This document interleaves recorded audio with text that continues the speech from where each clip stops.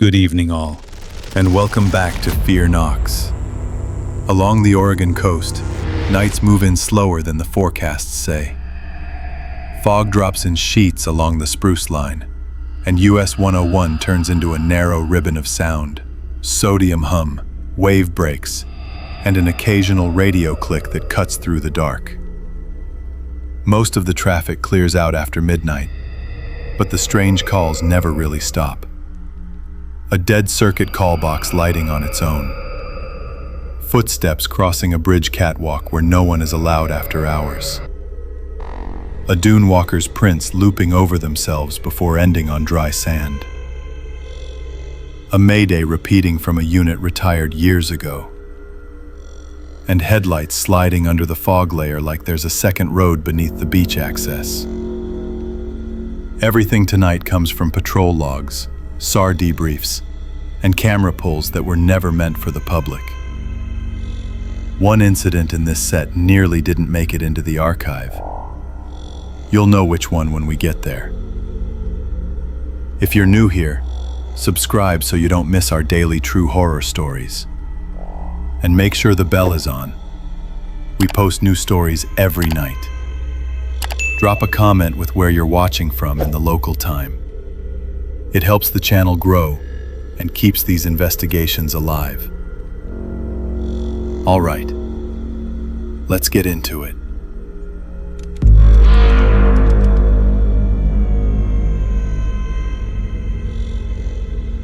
I was on highway patrol that night, covering the US 101 corridor.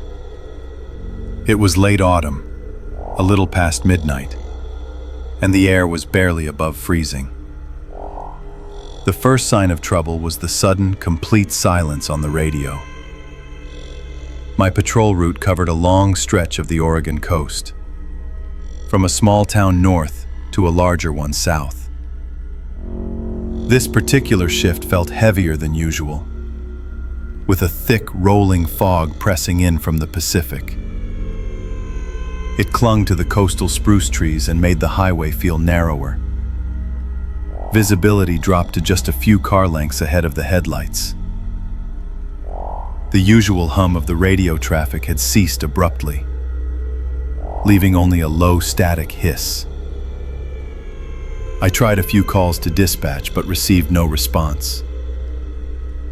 The silence was unsettling, a rare occurrence even in the most remote sections of the highway. I continued my slow, deliberate drive, my eyes straining against the whiteout conditions. The only sound was the steady drip of condensation from the trees onto the asphalt. Then, through the dense fog, I saw it. A distinct, pulsing amber light where there should have been only darkness. It was the emergency call box at the sand dune access turnout, about 3 miles north of the last town. The light was on, despite the widespread power outage I now suspected. The site was immediately wrong. Patrolling the coast highway meant long stretches of isolation. Most nights were quiet, punctuated only by the distant roar of the ocean or the occasional deer crossing the road. My routine involved checking rest areas, turnouts, and remote trailheads. I knew every curve of the highway, every weathered sign, every call box. These emergency boxes were old models, powered by a small solar panel and a backup battery, but they still relied on the main grid for consistent charging and communication. A widespread power outage would typically disable them after a few hours, or at least dim their indicator lights. The fog was a constant companion here, often rolling in without warning, turning familiar landscapes into featureless gray.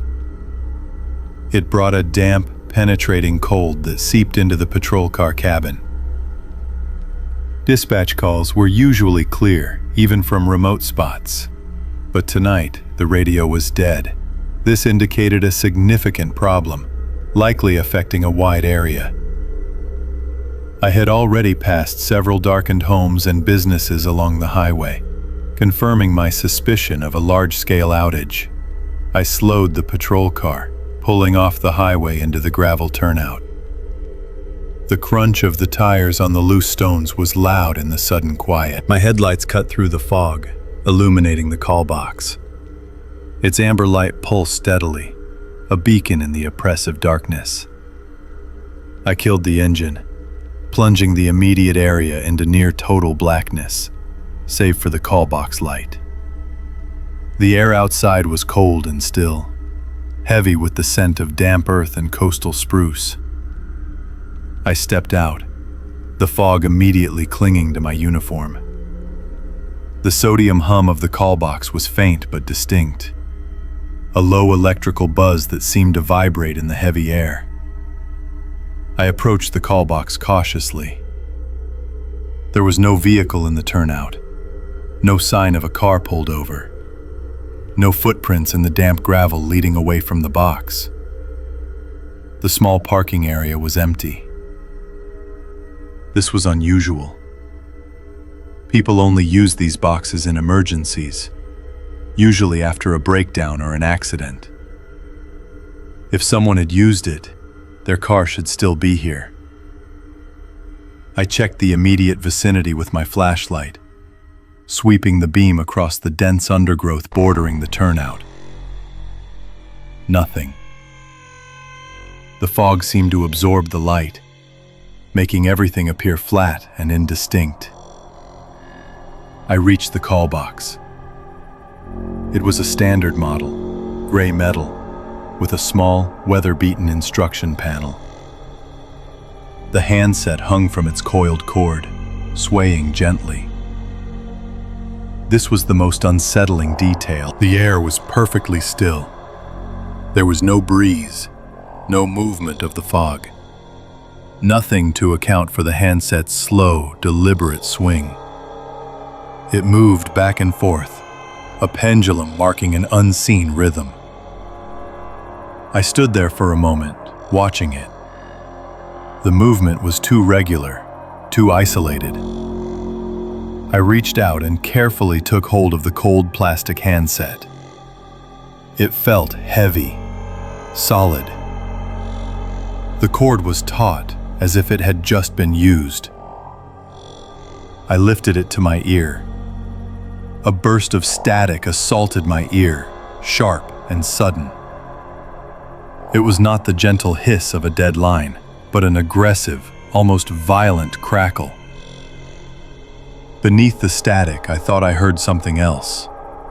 A faint, distorted sound, like a whisper or a distant sigh. It was barely perceptible, swallowed by the noise. I pressed the handset closer, trying to discern any pattern, any recognizable sound. The static continued, unrelenting. I held it for a few more seconds, then slowly lowered it. As I released it, the handset began to swing again, just as before. A slow, silent arc in the still air. I checked the small display panel on the call box. It was blank. There was no indication of a call being placed. No message. No error code. The amber light continued to pulse, a steady, rhythmic beat. I tried pressing the call button. Nothing happened. The static in the handset remained, a constant, low thrum. I looked around again, my flashlight beam cutting through the fog. The isolation of the place felt amplified. The forest loomed dark and impenetrable beyond the turnout. The only sound was the fog drip from the trees and the faint, persistent hum from the call box itself. The lack of any vehicle, combined with the active call box and the moving handset, created a profound sense of unease. It felt like an impossible situation, a machine operating without a clear source, responding to an unseen presence. I took a few photographs of the scene with my department-issued camera, documenting the empty turnout and the active call box.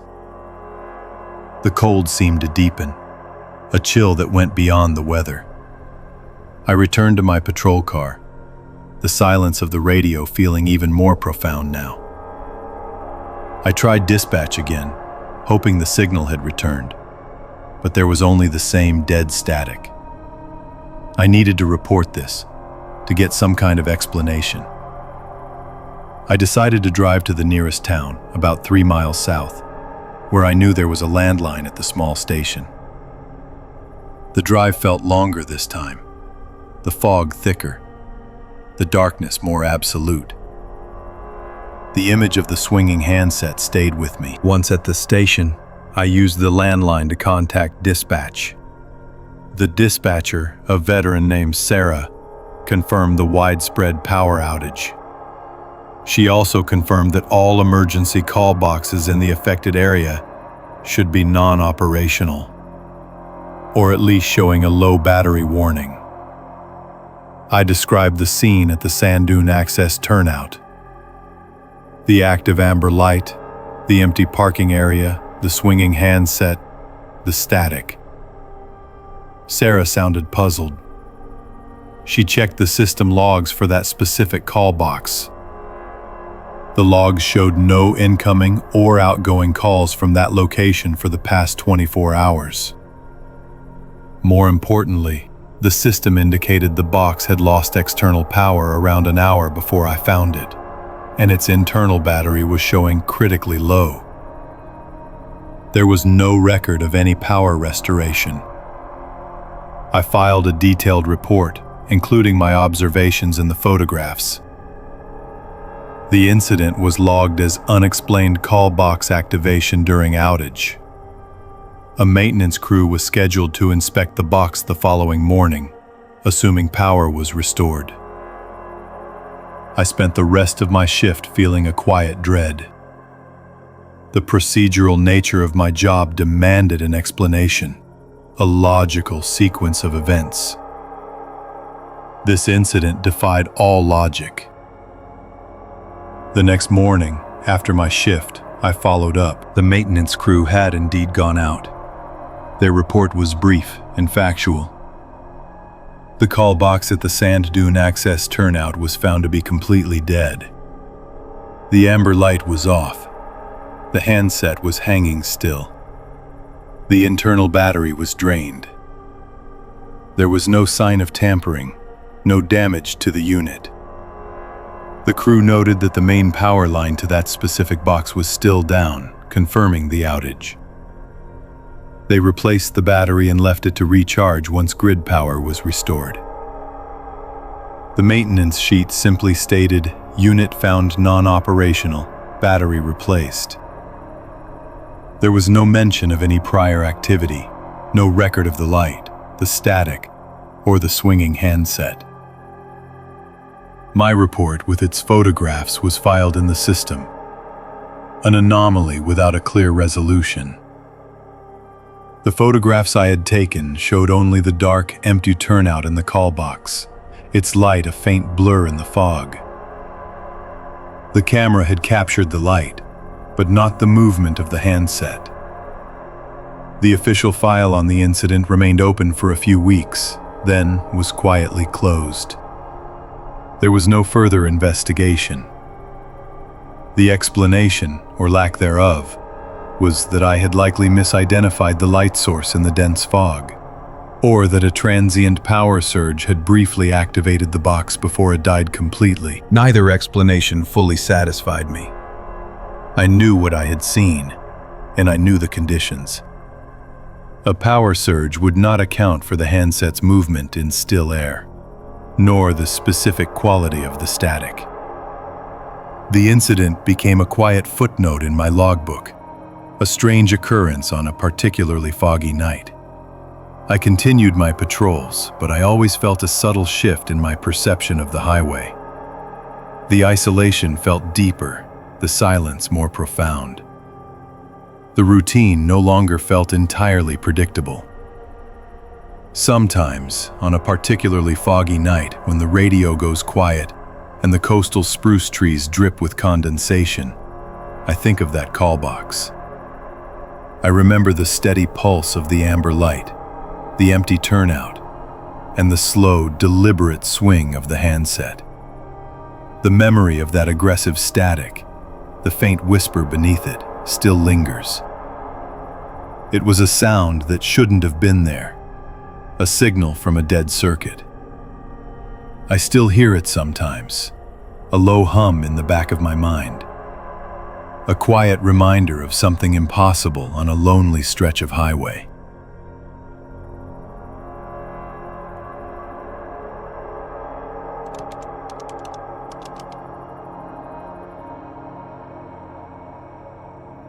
I was a DOT inspector, monitoring infrastructure along the Oregon coast. My shift began just after sunset, a routine of checking sensor feeds and traffic cameras. The first irregularity appeared on the Tillamook River Bridge load sensors. My work involved long hours in a small monitoring cabin, tucked away from the main highway. The cabin sat on a rise overlooking a stretch of US 101, not far from a turnout bay and a cluster of coastal spruce. Most nights were quiet, filled with the low hum of equipment and the distant whisper of the Pacific. I tracked bridge integrity, road conditions, and the occasional wildlife crossing. The air outside was often cold, especially in the late autumn, carrying the scent of salt and damp earth. My routine was methodical, a steady rhythm of checking screens, logging data, and responding to minor alerts. It was a job that demanded patience and a keen eye for subtle changes. On that particular night, a thick fog had rolled in, blanketing the river and obscuring the bridge from view. The temperature had dropped significantly, barely above freezing. I was reviewing the structural stress data for the Tillamook River Bridge, a steel truss span that carried the highway over a wide, slow-moving river. The bridge was equipped with an array of sensors, including load cells on the pedestrian catwalks and thermal imaging cameras. Around a little past midnight, the system registered a series of light, intermittent impacts on the northern catwalk. The pattern was distinct, suggesting footsteps. I checked the corresponding thermal camera feed for that section of the bridge. The image was grainy, distorted by the heavy fog, but it showed a faint, colder path moving across the catwalk. It was a clear thermal signature, indicating a presence. The path moved steadily from the northern approach towards the center of the span. I cross-referenced this with the traffic cameras positioned below the bridge deck. There was no pedestrian traffic visible on the highway itself, nor were there any vehicles stopped in the turnout bays nearby. The bridge was empty of visible human activity. The load sensors continued to register the footsteps. They were light, consistent, and spaced evenly, like someone walking at a deliberate pace. The thermal signature persisted, a faint, colder outline against the slightly warmer metal of the bridge structure. It moved slowly, covering about a third of the span, then paused. The load sensors showed a sustained, static wait for a few moments. Then the footsteps resumed. They continued across the bridge, maintaining the same steady rhythm. The fog outside seemed to thicken, pressing against the cabin windows, making the isolation feel more profound. The only sounds were the soft static from the radio and the low hum of the server racks. I zoomed in on the thermal feed, trying to discern more detail. The colder path was still there, a clear anomaly. It was not a bird, nor was it an animal of any significant size. The weight registered by the sensors was too consistent for that, too much like a person. Yet, the visual cameras showed nothing but swirling fog. I checked the wind sensors on the bridge. There was a light breeze, not strong enough to trigger false readings from debris. The river below was quiet, its usual rush muffled by the dense atmosphere.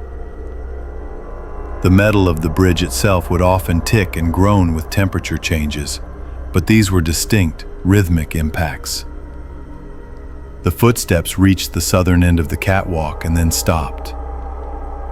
The thermal signature faded, dissolving back into the general coldness of the fog. The load sensors went silent.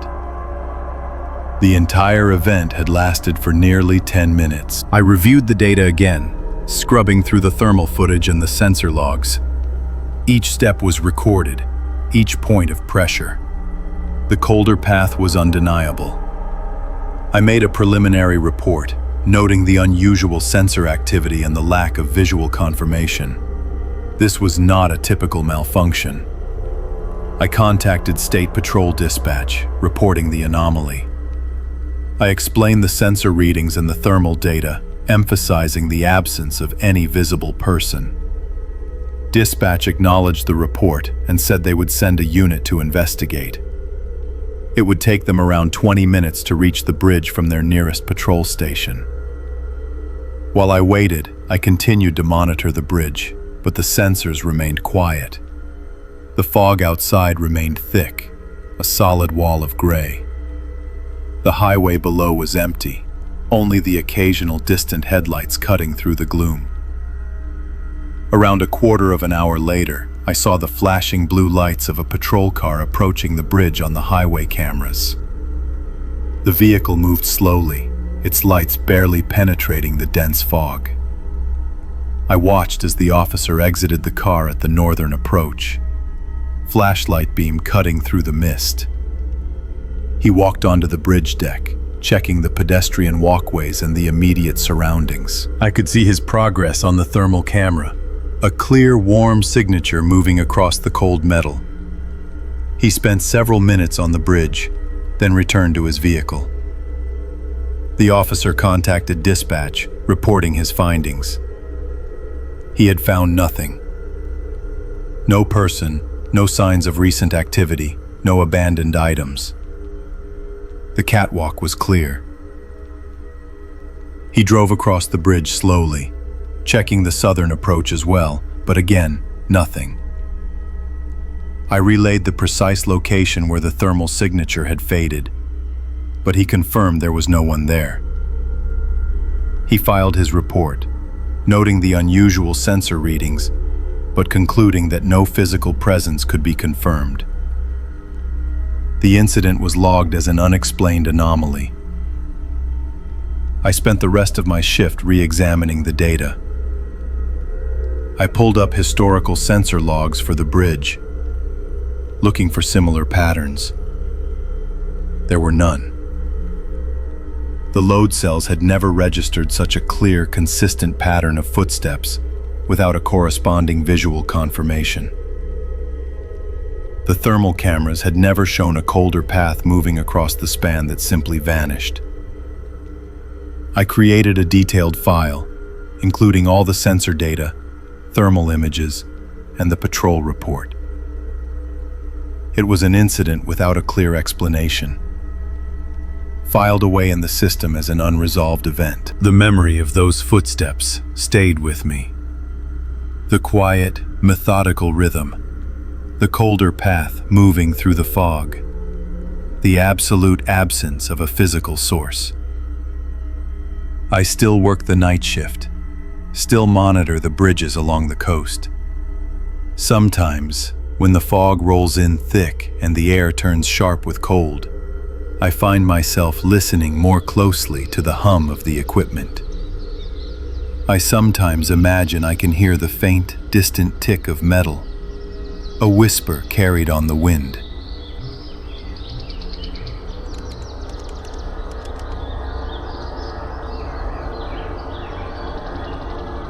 I was the lead for the county's search and rescue team. It was a late autumn night, the air thick with coastal fog and barely above freezing. The initial missing person report seemed routine, but the details quickly became unusual. My shift had just begun, a little past midnight, when dispatch called in the missing person. A vehicle was found abandoned in a turnout bay along US 101, not far from a popular dune access point. The owner, a man named Arthur Finch, was nowhere to be found. His car was locked, a single backpack on the passenger seat. This stretch of highway was known for its isolation, bordered by dense coastal spruce forest on one side and the dunes leading to the Pacific on the other. The only sound was the distant hiss of the surf and the occasional static burst from the radio. My routine began with a quick review of the CAD notes. The initial report came from a passing motorist who noticed the car had been there for several hours. Local deputies had already secured the scene. I gathered my gear, a thermal imager, a GPS unit, a powerful spotlight, and a two-way radio. The air was heavy with moisture, the kind of fog that seemed to absorb all light and sound. I drove my SAR vehicle to the turnout bay, its headlights cutting weak paths through the swirling vapor. The gravel crunched under the tires, a familiar sound in the quiet night. The deputy on scene met me by the abandoned sedan. He pointed towards the dune access trail, a narrow path winding through low-lying scrub. "No sign of him, Chief," he said, his voice hushed by the fog. "We checked the immediate area. Nothing." I nodded, already scanning the ground. The sand near the trail entrance was damp, perfect for retaining prints. I activated my headlamp, its beam cutting a sharp circle in the gloom. The cold was a constant presence, seeping into my gear. The first set of footprints was clear, leading away from the car and onto the dune access trail. They were consistent, a single person walking purposefully towards the beach. I began to follow them, moving slowly, carefully, documenting each step with my camera. The sand shifted slightly underfoot, but the prints held their shape. The trail wound through a small patch of coastal forest, the spruce trees dripping with condensation. The air grew colder as I moved closer to the open beach. Then the pattern changed. About 100 yards in, the prints began to circle back on themselves. It wasn't a simple turn. The tracks formed a wide, irregular loop, crossing over the initial path several times. It looked like someone had walked in a large, aimless circle. I stopped, shining my light over the disturbed sand. This was the first real anomaly. People don't usually wander in such patterns unless disoriented. I made a mental note, taking a photograph of the confusing overlap. I continued to follow the tracks, which eventually straightened out again, heading once more towards the beach. The fog was even thicker here, reducing visibility to only a few yards. The surf's hiss grew louder, a constant, low hum in the background. The prints led to the edge of the dry sand, where the dunes met the wetter, firmer beach. Here, the tracks stopped abruptly. There were no further prints leading onto the wet sand, no signs of entry into the water. It was as if Arthur Finch had simply vanished at the boundary of the dry sand. I called dispatch on my radio, the static crackling before the operator's voice came through. "We need a phone ping on Arthur Finch's mobile," I instructed. "Last known location." I waited, scanning the area with my FLIR unit. The thermal imager showed nothing but the cold, damp sand and the ghostly outlines of the sparse dune grass. There was no heat signature, no sign of a person. The silence pressed in, broken only by the relentless surf. A few minutes later, dispatch relayed the information. First ping came in about 3 hours ago, Chief, from a tower near the turnout bay. Second ping just now, from the exact same tower. My brow furrowed. If he had walked to the edge of the beach, his phone should have pinged a different tower, or at least shown a significant shift in location. 2 pings from the same bay, hours apart, while his tracks led a considerable distance away, made no sense. It was a contradiction that defied logic. I radioed my team to begin a grid search of the dunes, focusing on the area where the tracks ended. We had a small team of about 5 people, all experienced in coastal searches. The fog made the work slow and methodical. Each person moved through their assigned sector, calling out their progress over the radio. The sound of their voices, even distorted by static, was a small comfort in the vast, cold night. We searched for hours, covering every inch of the dry sand in the immediate vicinity of the dune access. As the first hint of pre-dawn light began to filter through the fog, painting the sky a dull gray, we found nothing. No discarded clothing, no personal items, no further tracks. It was as if the man had simply ceased to exist at that precise spot. The only evidence was the perplexing pattern of his footprints and the contradictory phone pings. I reviewed the photographs of the tracks, the looping, crossing patterns. It looked like someone walking in a daze, or perhaps, and the thought was unsettling, someone trying to confuse a pursuer. The state police were brought in to assist. They deployed a canine unit, but the dogs could not pick up a scent past the point where the tracks ended on the dry sand. The cold, damp air and the shifting sand made tracking difficult, but the abrupt stop was still highly unusual. We expanded the search perimeter, moving into the coastal forest, but the dense undergrowth and the thick fog made progress slow. The isolation of the area felt more pronounced as the morning wore on. We continued the search for 2 more days, bringing in more resources. Helicopters flew overhead when the fog lifted, their rotors a distant hum. We scoured the beach for miles in both directions, looking for any sign that Arthur Finch might have entered the water. Nothing. The case was eventually filed as a missing person, with no clear explanation for his disappearance.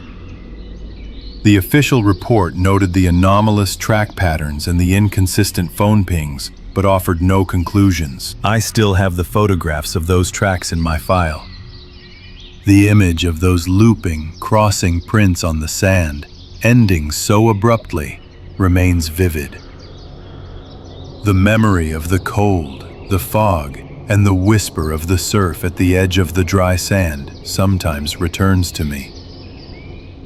It was a quiet disappearance, leaving behind only questions and the unsettling implication of something unseen.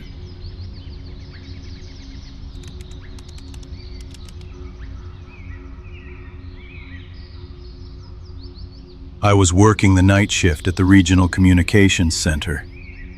The air outside was cold and damp, typical for the Oregon coast in late autumn. A faint, almost imperceptible carrier signal began to repeat on a secondary channel. I was the only one in the room, monitoring the quiet hum of the equipment. My job as a communications technician involved overseeing the network of repeaters and dispatch channels that covered the US 101 corridor. It was usually a solitary and uneventful role, especially after midnight. The console glowed softly, casting a pale light across the room. The repeating signal was barely audible at first, just a quick burst of static, a brief opening of the squelch gate. It was not a voice, just the sound of an open microphone. I checked the frequency display. It was on a secondary channel, one designated for interagency support or low-priority traffic. The system identified the source as Unit ID 74. I noted the anomaly in the digital logbook. It was unusual for any unit to transmit an open mic on that channel, especially without voice traffic. The signal repeated again, a few minutes later. My routine involved constant vigilance, even during the quietest hours. I monitored the main dispatch channels, logged any incidents, and performed system checks. The night shift was often punctuated by the distant sound of waves crashing against the shore, a constant reminder of the rugged coastal environment outside. The air in the comm center was always cool, kept that way for the sensitive electronics. I would occasionally step out onto the small balcony for a breath of the cold, salty air, watching the fog roll in from the Pacific. Most of the traffic I handled involved routine checks from state police patrols or occasional calls from local sheriff's deputies. Sometimes a lost tourist or a minor vehicle incident would break the monotony. The region was known for its dense coastal spruce forests and the isolated stretches of highway, especially north of Florence. The repeating signal from Unit ID 74 continued. It was a precise 12-minute interval. Each time the squelch would open, a brief burst of carrier hiss, and then silence. No voice, no distress, just the open mic. I pulled up the unit's profile in the system. Unit ID 74 was listed as a retired vehicle, a Ford Explorer that had been decommissioned and scrapped several years prior. The entry showed it was removed from active service about 5 years ago. This was the first real irregularity. A retired unit should not be transmitting. I cross-referenced the ID with the inventory logs. The information was consistent. The vehicle was gone. I tried to hail Unit 74 on the secondary channel, then on the main dispatch frequency. My voice was calm and clear, asking for identification and the nature of the transmission. There was no response, only the 12-minute cycle of static. I initiated a trace on the signal. The system indicated the transmission was coming from within the repeater zone covering a stretch of US 101, roughly between Yachats and Waldport. This area included several state park rest areas, some isolated turnout bays, and access points to the dunes. The terrain was heavily forested, with dense coastal spruce and hemlock. The fog had begun to thicken outside, reducing visibility to a few car lengths. The temperature was barely above freezing. I listened intently to each burst of static. There was no discernible pattern, no hidden message in the hiss. It was just an open mic, transmitting from a unit that should not exist. I contacted the night shift supervisor, a man named Miller, and explained the situation. He was initially skeptical, suggesting a system glitch or a phantom signal. I assured him the system was stable and the ID was clearly registered. Miller instructed me to log everything and to attempt to contact any available patrol units in the area for a visual check. I reached out to State Police Unit 21, who was patrolling near Waldport. I explained the situation, omitting the detail about the retired unit ID for the moment. I simply reported a repeating, unidentified transmission. Unit 21 acknowledged and began a slow patrol of the specified area. The repeating signal continued its precise 12-minute cycle. I recorded each instance, noting the exact time and duration of the carrier. The silence between the bursts felt heavy, filled with the low hum of the console and the distant sound of the ocean. I kept the volume on the secondary channel slightly higher, straining to hear anything beyond the static. About an hour into the incident, something changed. During one of the transmissions, I heard it. A faint, almost inaudible whisper beneath the static. It was not a clear word, more like a breath, a soft exhalation. I replayed the recording instantly. The whisper was there, just at the edge of perception. It was too indistinct to be human speech, but it was definitely a sound, not just random noise. My heart rate picked up slightly. This was no longer just a technical anomaly. I informed Miller and Unit 21. Unit 21 was still patrolling the area, checking the rest areas and turnouts. The fog was now extremely dense, making visibility difficult. The officer reported seeing nothing unusual. No parked vehicles, no signs of distress. The next transmission came, exactly 12 minutes later. This time, the whisper was slightly clearer. It was still not words, but it sounded like a sustained, low moan, almost like someone struggling for breath. It was chilling. I felt a cold dread begin to settle in. This was not a glitch. This was something else. I pulled up the historical data for Unit ID 74. The vehicle had been assigned to a patrol officer who had been involved in a fatal accident on US 101, not far from the current signal's estimated location. The officer had been responding to a late-night call during a heavy fog event. The details were sparse in the digital file, but the incident was well known among the older officers. The vehicle had been totaled and then scrapped. I relayed this information to Miller, who was now fully engaged. He instructed me to keep recording and to try to isolate the sound. I used the console's audio filters, attempting to clean up the signal. The moan became clearer, more sustained, and deeply unsettling. It sounded like a person in extreme pain or distress. Unit 21 reported back. They had found nothing. The officer had even walked a short trail leading to a dune access point, shining their flashlight into the thick fog. Nothing. No footprints, no abandoned items, no sign of any recent activity. The officer's voice on the radio sounded a little strained, the isolation of the night and the fog clearly affecting them. The transmissions continued, each one carrying that faint, agonizing sound. It was always the same duration, always the same 12-minute interval. It was like a broken record, a loop of suffering. I felt a growing sense of helplessness. There was a distress signal, clear and undeniable, but no source, no one to help. The unit ID was a ghost, the location was empty. The fog outside pressed against the windows of the comms center, making the world feel smaller, more enclosed. I imagined the officer in Unit 21, alone on the highway, their headlights cutting through the dense fog, searching for something that wasn't there.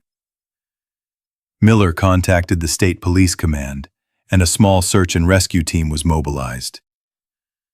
They were dispatched to the general area, focusing on the rest areas and the dune access points.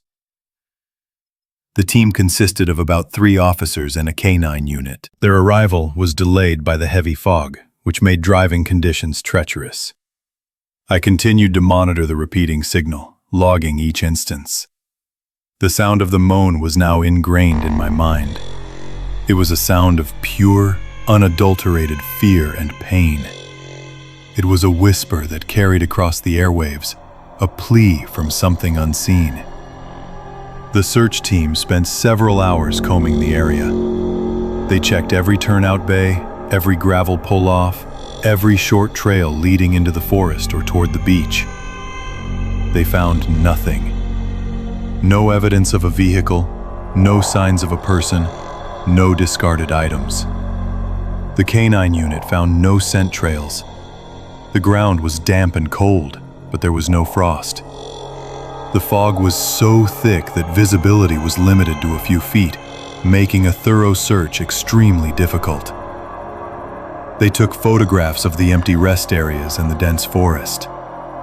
The report from the team was conclusive. No activity, no source for the transmission.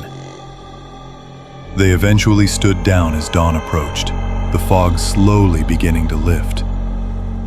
The repeating signal from Unit ID 74 stopped abruptly, just before sunrise.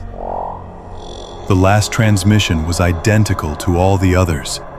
A burst of static, followed by the faint, agonizing moan. Then, silence. The channel remained open, but the 12-minute cycle was broken. I waited, listening intently, but it never came back. The sun rose, casting a pale, watery light through the dissipating fog. The world outside looked normal again, but the memory of the sound lingered. The official report filed by Miller noted an unexplained radio anomaly. The incident was logged as a system malfunction, despite my insistence on the clear audio and the specific unit ID. The channel archive containing the recordings was flagged for review, but no further action was taken. The file on Unit ID 74 remained unchanged, still listed as retired and scrapped. I knew what I had heard. It was not a malfunction.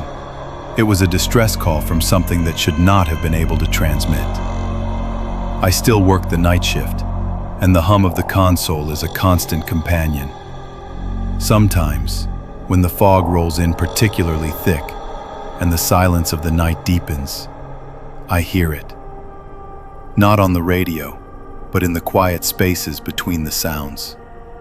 A faint whisper, a low moan, carried on the cold, damp air.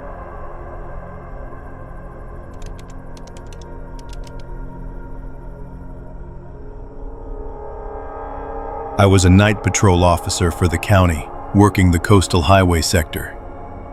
It was late autumn, a cold, clear night turning foggy as I drove south on US 101. A faint, distant light shimmered low on the horizon, too steady for a boat. My patrol area covered a stretch of the Oregon coast, a winding road through coastal spruce forests and past numerous beach access points. The shift had begun like any other, a routine sweep of the rest areas and turnout bays. The air had been crisp and still, carrying the constant boom of the Pacific waves against the shore. I had been driving my standard patrol vehicle, the interior lit only by the soft glow of the dashcam display and the radio. The isolation of the night shift was a familiar companion, broken only by the occasional static burst from dispatch or the distant hum of a logging truck. This particular night, however, brought a different kind of quiet, a stillness that felt heavier than usual. The fog began to roll in from the ocean, a thick, silent wall that swallowed the stars and the distant lights of the small coastal towns. It was a common occurrence here, but the speed and density of this bank felt different, almost deliberate. The light I had seen earlier grew slightly more defined as I approached a specific turnout bay, one known for its steep, winding path down to the beach. This particular access point was often used by surfers or late-night beachcombers, but it was usually deserted after midnight, especially in this kind of cold. The fog had now fully enveloped the highway, reducing visibility to a few car lengths. My headlights cut through the swirling vapor, creating a tunnel of light that seemed to absorb all other illumination. The distant light I had noticed was now directly ahead, but it was not on the highway. It was below the grade of the road, moving slowly, steadily, as if a vehicle were driving along the beach access trail, but at a much lower elevation than the path allowed. I slowed the patrol vehicle, pulling into the turnout bay. The gravel crunched under the tires, a sound amplified by the dense fog. I killed my engine, letting the silence settle, broken only by the muffled roar of the ocean and the faint, high-pitched hum of the nearby power lines. The single headlight continued its slow, deliberate sweep beneath the fog layer. It was a distinct, yellowish beam, not the bright white of modern LED lights. It moved with an unnerving smoothness, tracing an arc that followed the curve of the dune access trail, but always remaining several feet below the visible path. It was like watching a ghost vehicle, its light disembodied from any discernible source. I checked my dash cam, ensuring it was recording. The lot cam, mounted on a pole near the entrance to the beach access, would also be capturing this. I watched for a few minutes, trying to rationalize what I was seeing. Perhaps it was a trick of the fog, a reflection, or a light from a boat far out at sea, somehow distorted. But the light was too focused, too close, and its movement too consistent with a vehicle navigating a path. It moved from left to right, then paused, before slowly sweeping back in the opposite direction. There was no engine sound, no crunch of tires on the sand, no sign of any vehicle above the light source. Just the single, unwavering beam, cutting a path through the dense, low-lying fog. The air grew colder, and a thin layer of frost began to form on the windshield. I reached for my radio, a standard procedure for reporting unusual activity, but hesitated. The situation felt too strange, too quiet, to simply relay over the airwaves without further observation.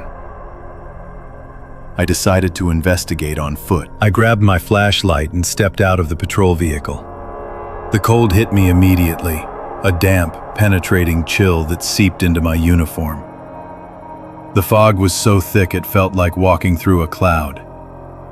I moved carefully towards the start of the beach access trail, my boots sinking slightly into the soft gravel.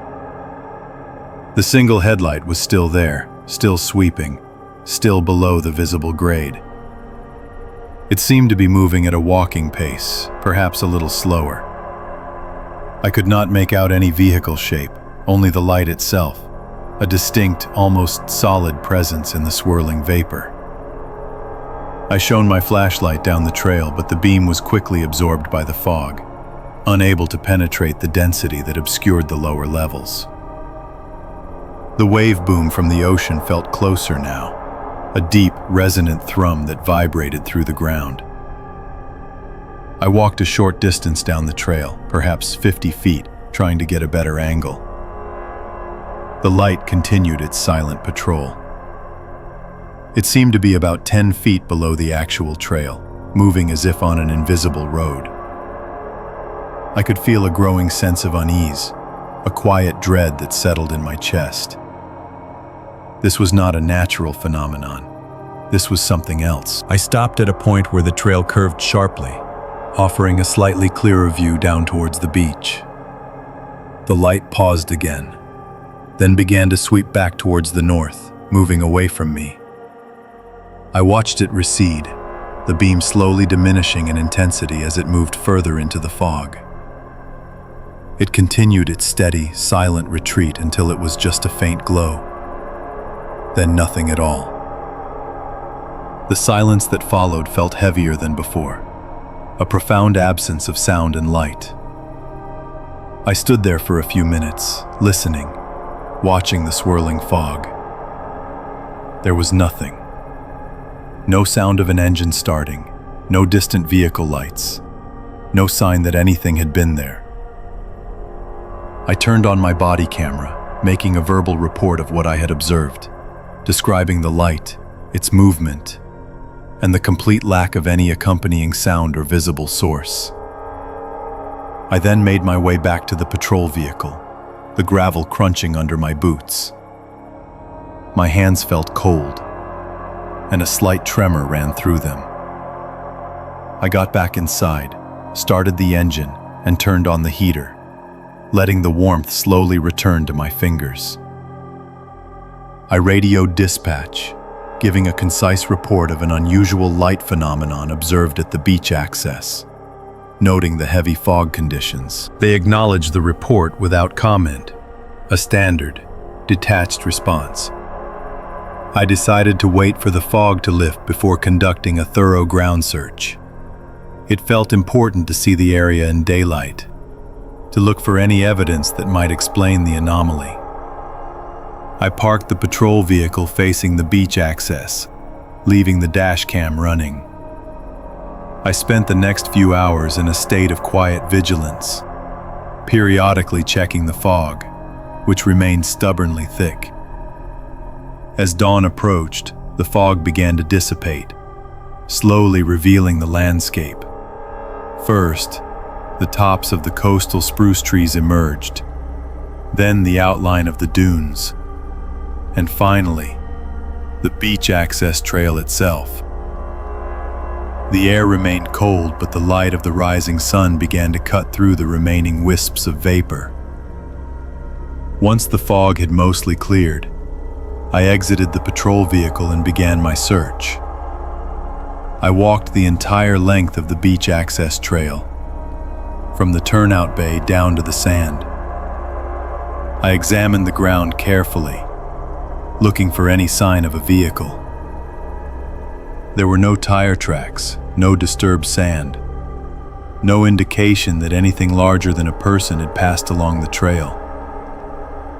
The surface was smooth, undisturbed, showing only the faint impressions of my own boots from earlier. I walked down to the beach itself, scanning the area where the light had seemed to travel. The sand was pristine, marked only by the receding tide and the occasional piece of driftwood. There was no debris, no discarded items, nothing to suggest a vehicle had been present. I took a series of photographs with my department-issued camera, documenting the undisturbed nature of the area. I checked the lot cam footage back at the station. The camera had captured the fog rolling in, and then, for a period of about 20 minutes, a distinct, yellowish light moving below the visible frame of the beach access trail.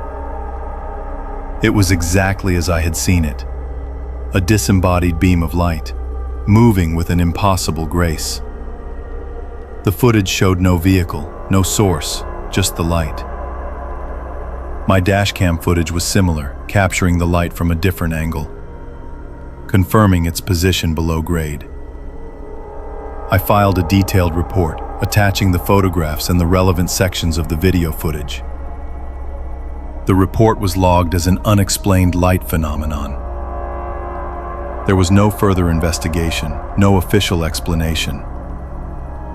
It simply became another entry in the patrol log, a file in the system. The incident stayed with me. I continued my night patrols, but the isolation of the highway felt different after that night. Every time the fog rolled in, I found myself scanning the lower levels, half expecting to see that single, silent headlight again. The memory of its impossible movement, the complete lack of any logical explanation, left a quiet residue. I still hear the wave boom sometimes, and the hum of the power lines, and I remember the cold.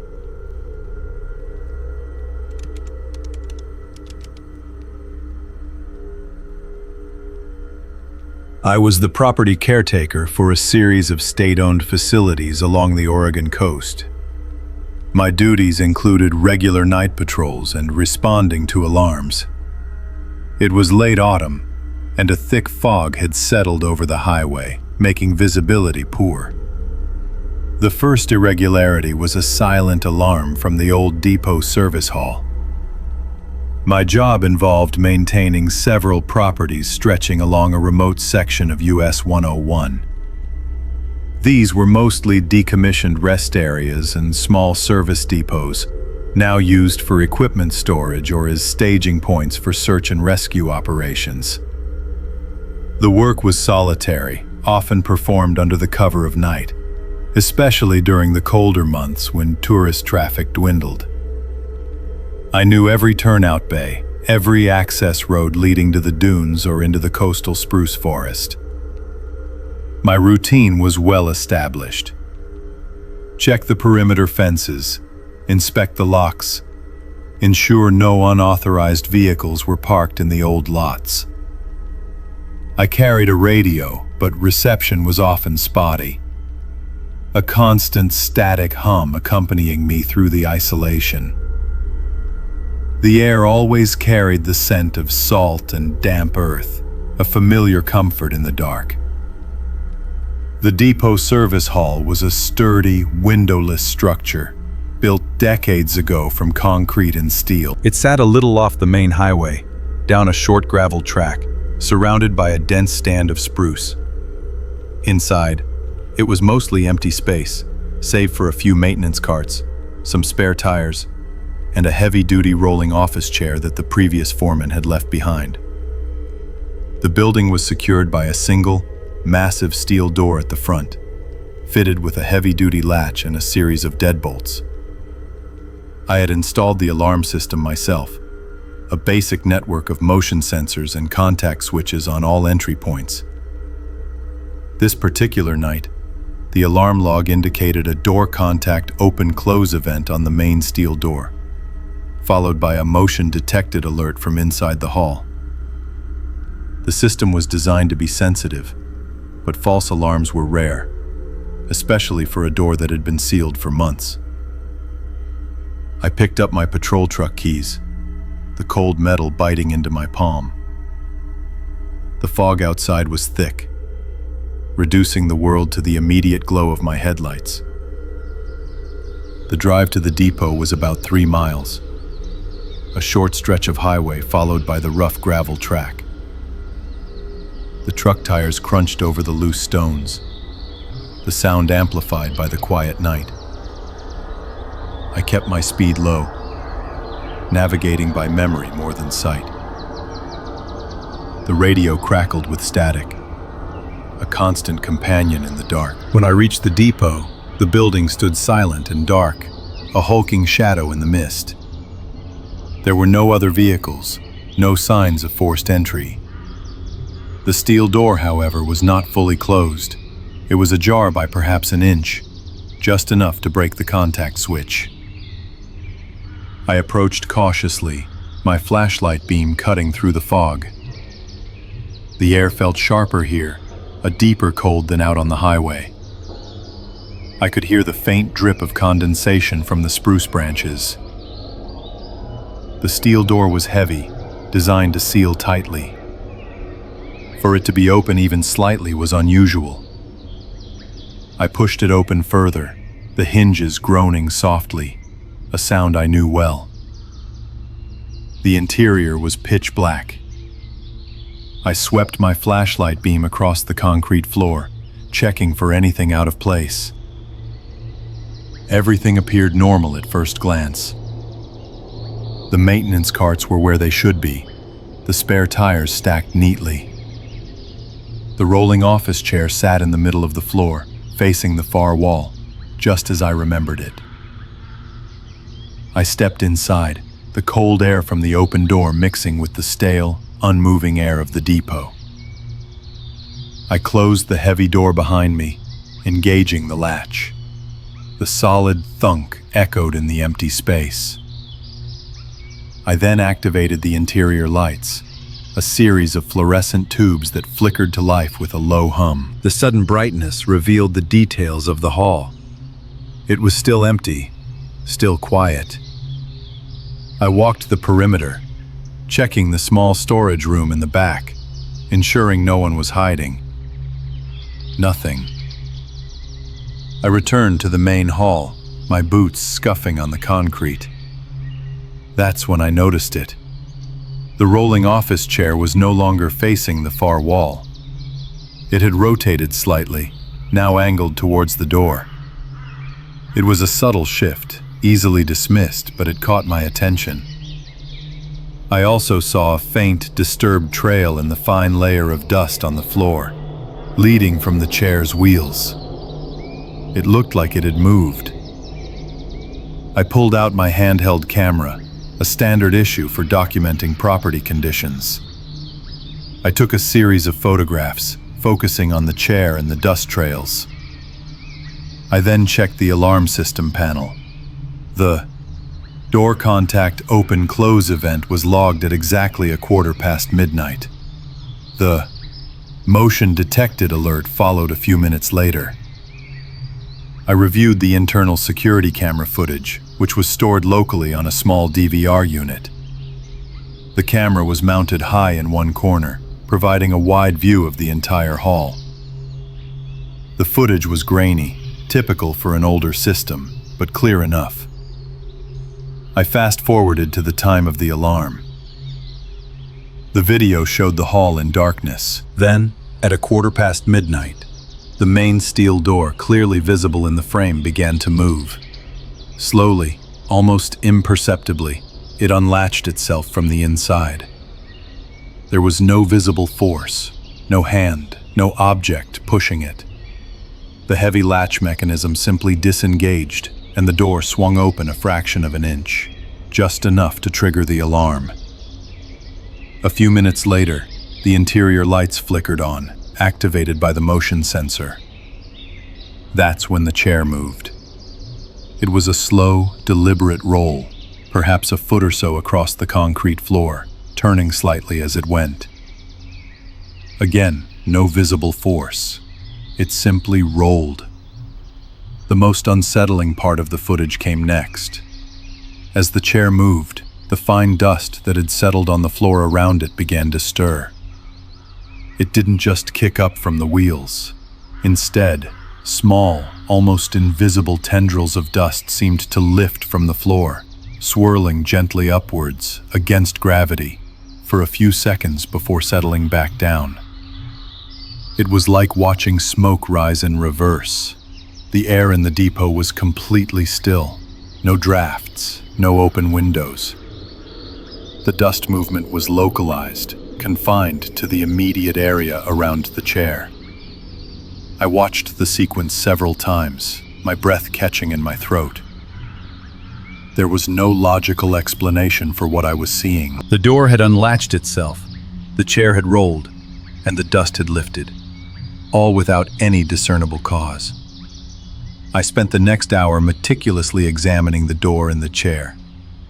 The latch mechanism was robust, a heavy steel bolt that slid into a strike plate. It required a firm pull on the handle to disengage. There was no way it could have opened on its own. I checked for any signs of tampering, any wires, any hidden devices. Nothing. The chair's wheels were clean, well lubricated.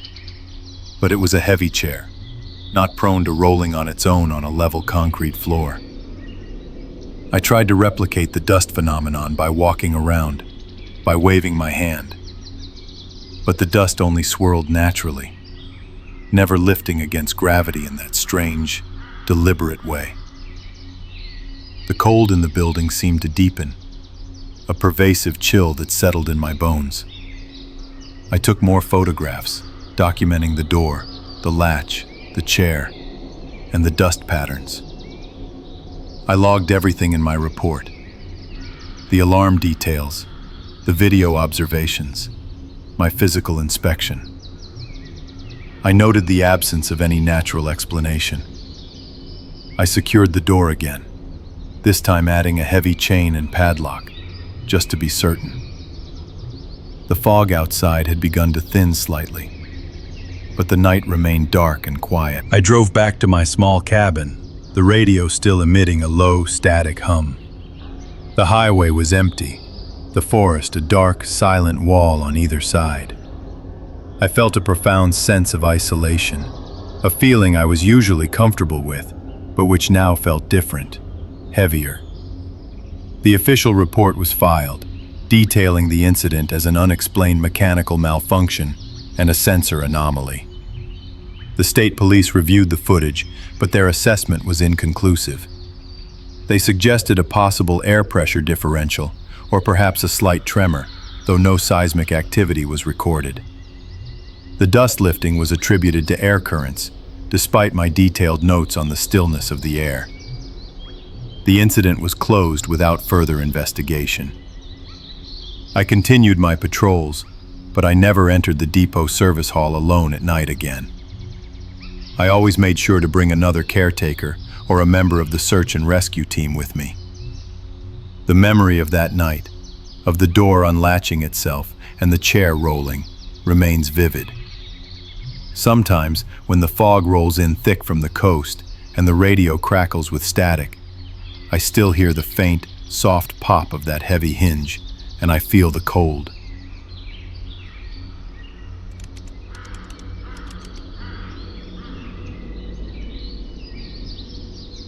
I was working the night shift as a facility attendant at a rest area along US 101.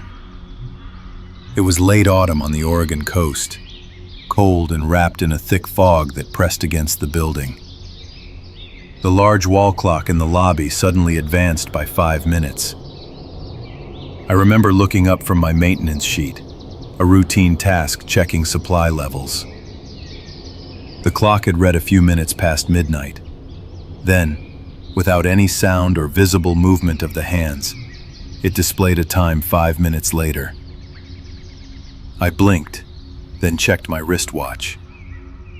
My watch showed the original time, the earlier one. I pulled out my personal phone. Its display also matched my watch. The discrepancy was immediate and clear. I walked over to the wall clock, a standard battery-powered unit. It hung above the main entrance, visible from most of the lobby. I stood there for a moment, just observing it. The second hand swept smoothly, but the minute hand was definitely ahead. This was not a slow drift. This was an instantaneous jump. The hum of the heater was the only sound in the quiet space. My job involved maintaining the cleanliness and safety of the rest area facilities. This included the main building, the parking lots, and the short access trails leading to the dunes. Night shifts were usually quiet, especially during the colder months. Traffic on the highway would thin out considerably after midnight. The fog often rolled in from the Pacific, creating a dense, isolating atmosphere. I would make rounds, check the restrooms, empty trash, and log any issues. The facility was equipped with a basic CCTV system, recording activity in the parking lot and the lobby. I had access to the monitors in my small office, but I rarely needed to review footage unless there was a specific incident. The routine was predictable, almost meditative. The only constant sounds were the low hum of the ventilation system and the distant whisper of the ocean through the fog. It was a solitary existence, but I preferred it that way. The clock incident was unusual enough to warrant a closer look. I made a note on my maintenance sheet about the wall clock. I decided to monitor it for a while. I went back to my office, which was a small room off the main lobby. From there, I could still see the wall clock through the glass partition. I sat down at my desk, the glow of the CCTV monitors illuminating the space. The screens showed the empty parking lot, shrouded in the heavy fog. The headlights of passing vehicles on US 101 were just faint blurs in the distance. I checked my phone again. It still showed the correct local time. The wall clock continued to tick, now 5 minutes ahead. I watched it for about an hour. Nothing else happened. I considered replacing the battery, but the clock was still running. It just seemed to be operating on its own shifted timeline. Around an hour later, a car pulled into the rest area. It was a dark sedan, moving slowly through the fog. Its headlights cut through the dense air, illuminating the gravel of the parking lot. The car parked in one of the closer spots. A single person exited the vehicle. They walked towards the main building, disappearing from the camera's view as they entered the lobby. I heard the faint sound of the door opening and closing. I continued to watch the monitors. A few minutes later, the person returned to their car. They drove away, their taillights quickly swallowed by the fog on the highway. This was a typical interaction for a quiet night. I made another round after the car left. I checked the lobby and the restrooms.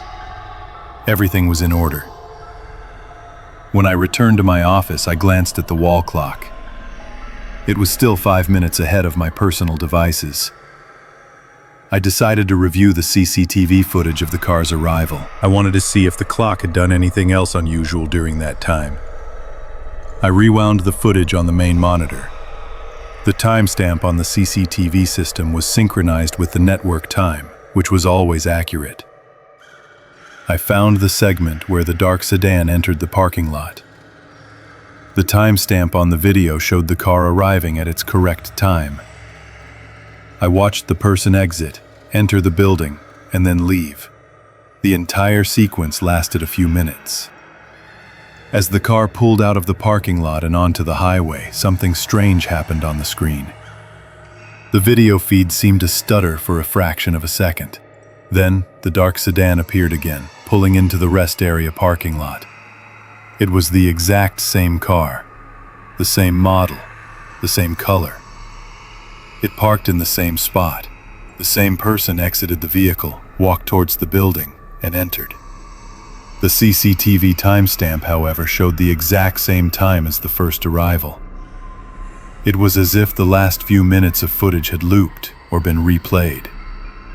I stared at the screen, a sudden stillness coming over me. This was not a glitch I had ever seen before. The car left again, and the footage continued normally. I rewound the video again, watching the sequence frame by frame. The first arrival was clear. The car pulled in, the person got out, went inside, came out, and drove off. The timestamp progressed normally.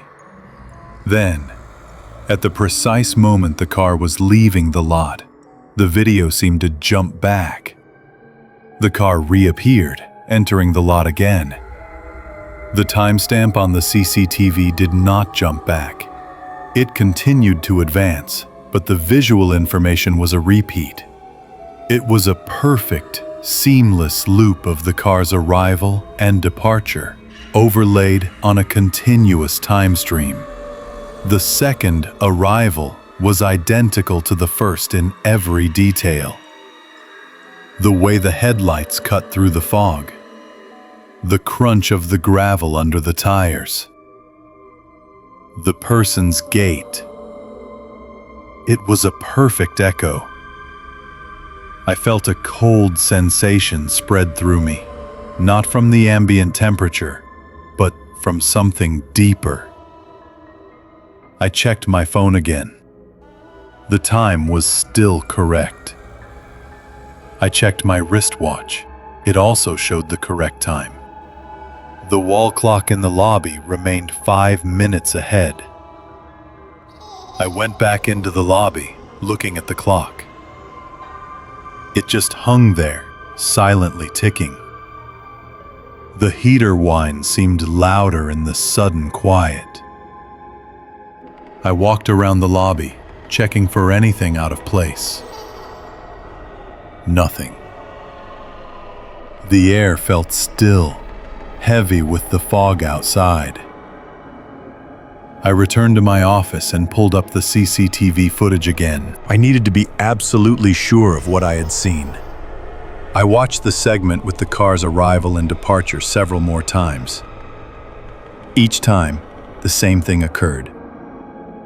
The car would leave, and then it would immediately reappear, entering the lot again. The CCTV timestamp would continue to advance, showing a continuous flow of time. But the visual event was a clear repetition. It was a 5-minute loop of the car's presence, playing out twice within a 5-minute window of actual time.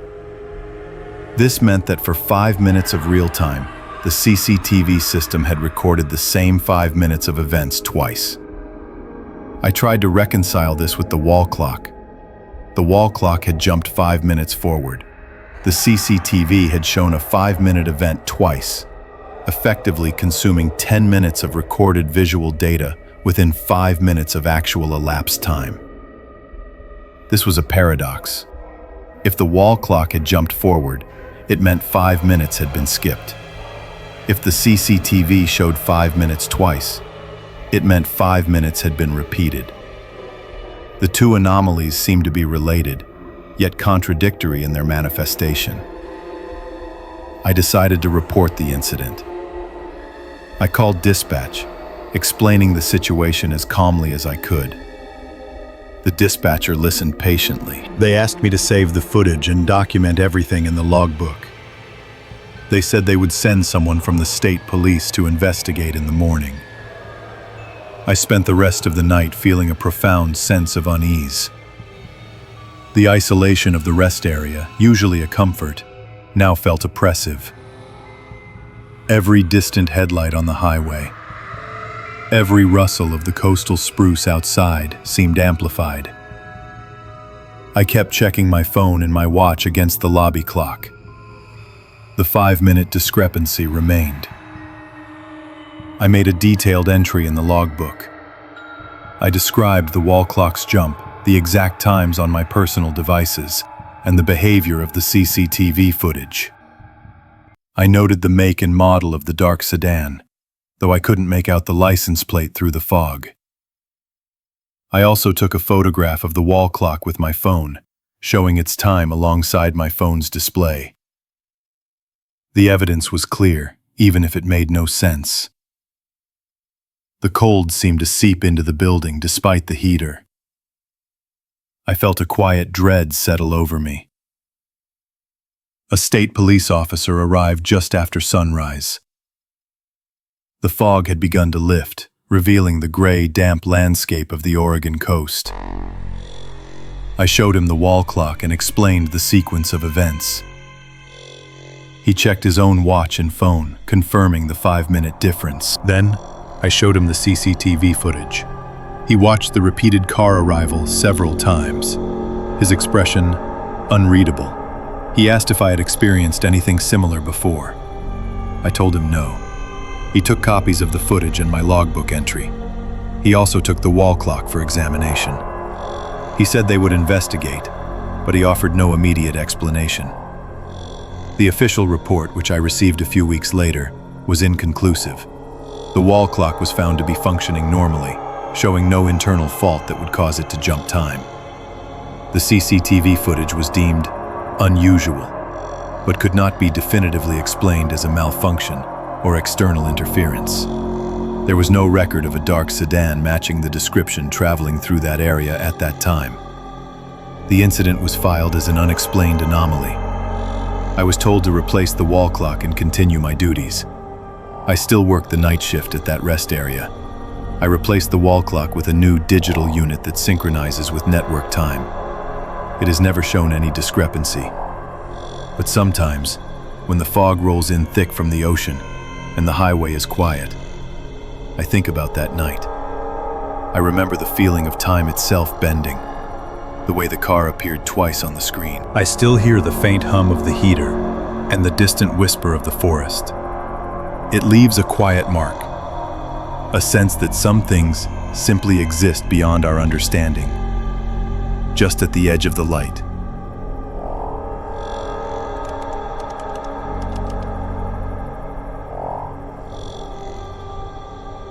I was a patrol sergeant with the state police. My shift began just after sunset along the Oregon coast. A strange radio call came in about an hour into my patrol. The highway stretched ahead, a dark ribbon winding between the Pacific Ocean and the dense coastal forest. My patrol vehicle moved steadily, its headlights cutting through the gathering mist. The air was cold, carrying the sharp scent of salt and damp earth.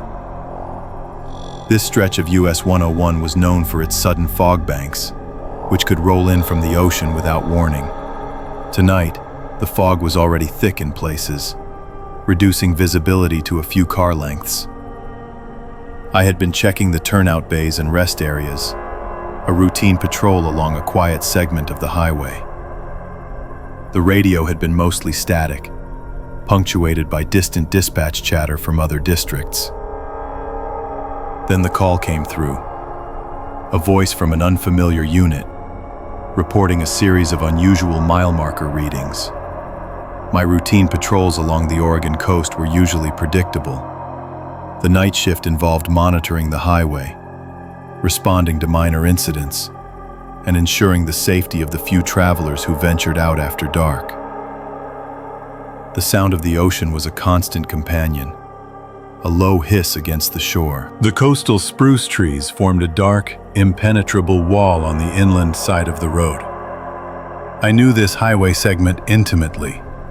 Every curve, every dip, every mile marker. I had driven it countless times, in all weather conditions. The isolation was a familiar comfort, a quiet hum that settled into the rhythm of the engine. My dash recorder was always active, capturing the audio and video of my shift, a standard procedural requirement. The voice on the radio was calm, almost flat, but the content was unsettling. It was a male voice, not one I recognized from our district or any adjacent ones.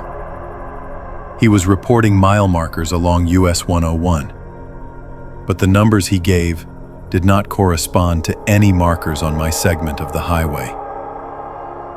He began with a marker that would have been far to the north, then quickly moved to one that should have been far to the south. The sequence was illogical, jumping back and forth across many miles in a matter of seconds. I checked my road atlas, confirming my immediate suspicion.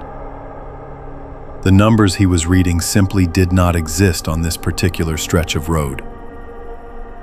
The voice continued, a steady, measured cadence, listing numbers that were several digits off, or sometimes entirely out of sequence for the entire highway. It was as if he was reading from a different map, or a map that had been deliberately scrambled.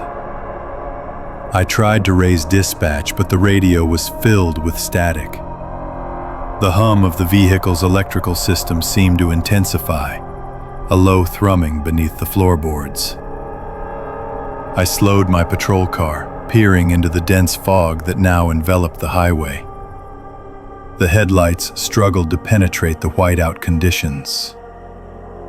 I could hear the distinct slap of wind flags from a nearby turnout bay, a sound that was usually directional. Tonight, however, the sound seemed to come from everywhere at once, a confused flapping. I pulled into the turnout, stopping near a row of tall coastal spruce trees that lined the shoulder. The wind was noticeable here, but the air was still. I stepped out of the vehicle, the cold biting at my exposed skin. The salt hiss from the ocean was louder now, a constant whisper in the heavy air. I looked at the spruce trees.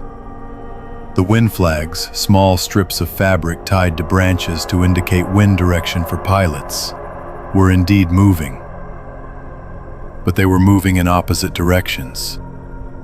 Some flags on the same tree, within a few feet of each other, were fluttering north, while others fluttered south. It was physically impossible. There was no crosswind, no eddy current that could explain it. The air felt heavy, almost viscous. I walked closer to the tree line, the gravel crunching under my boots. The fog was so thick I could barely see the next tree. The radio in my patrol car, still on, continued to broadcast the unfamiliar voice. It was still reading the false mile markers, a monotonous litany of non-existent locations. The voice sounded closer now, as if the speaker was just beyond the spruce line. I felt a cold dread settle in my chest. This was not a prank. The voice was too steady, too devoid of inflection. It was a procedural report, delivered with unnerving calm. I returned to my vehicle, checking the radio again. Still static, except for the voice. I tried to pinpoint the source, but the signal seemed to be everywhere and nowhere. I drove slowly, continuing my patrol, but now with an acute awareness of the spruce line. Every few miles I would pass another row of these trees, their dark forms barely visible in the fog. Each time I felt compelled to look for the wind flags, and each time I saw the impossible movement. Flags on the same branch, fluttering in opposing directions. The voice on the radio continued its strange recitation, a constant, low whisper in the background. I drove for what felt like an hour, the false mile marker calls continuing without interruption. I made a point to stop at a few actual mile markers, checking them against my atlas. Everything on my end was correct. The discrepancy lay entirely with the voice on the radio. I considered calling in a full report, but what would I say? That an unknown voice was reading non-existent mile markers, and that wind flags were defying physics? It sounded like something out of a campfire story. I knew my dash recorder was capturing everything. The audio of the voice, the static, the sound of the flags.